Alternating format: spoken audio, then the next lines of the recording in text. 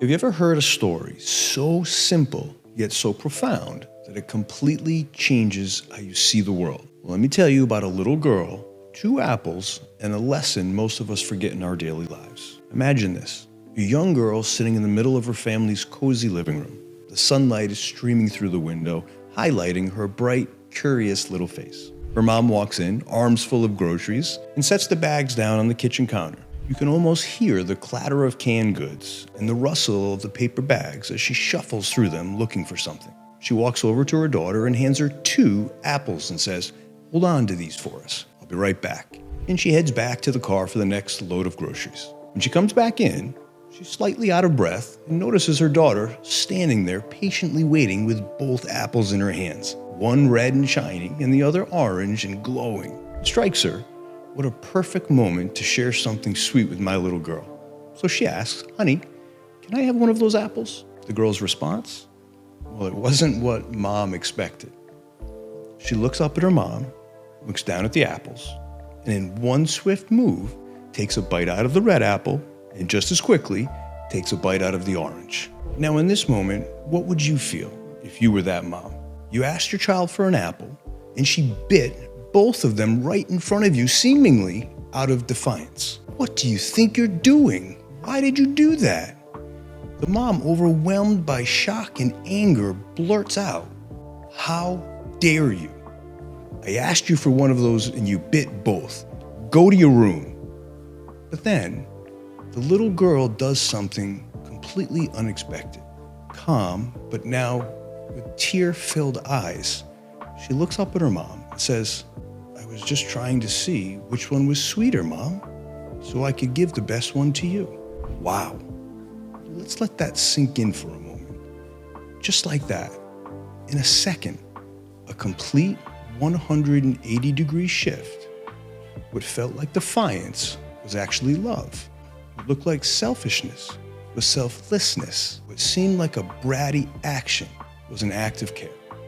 The mom's perspective was completely flipped on its head in a matter of a moment.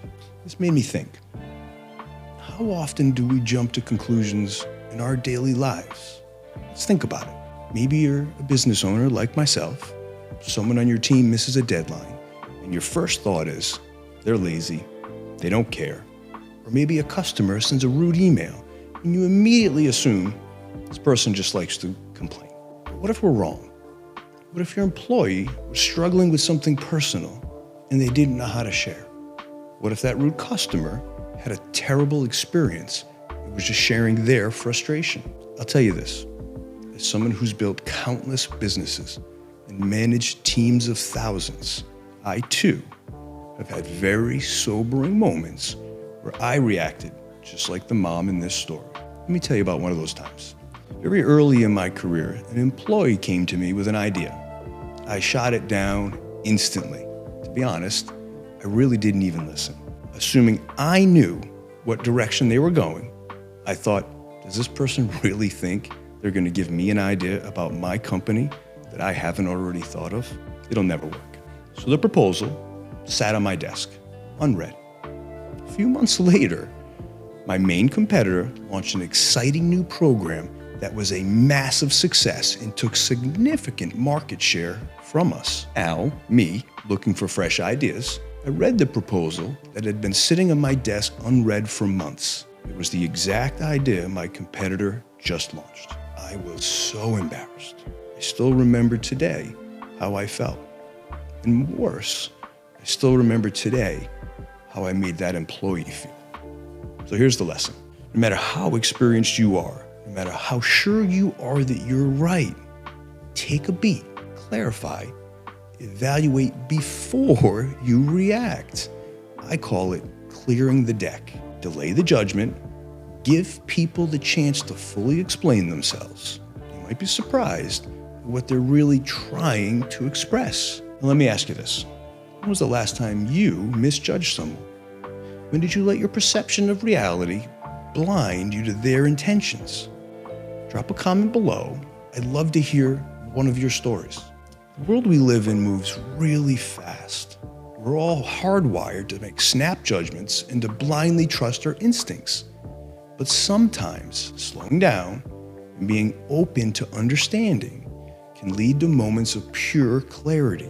Just like the mom in this story, we can all learn to let go of our assumptions and let people show us who they really are. So next time someone does something you don't understand, ask yourself, what's the underlying story here? Because so often the underlying story is the one that matters most.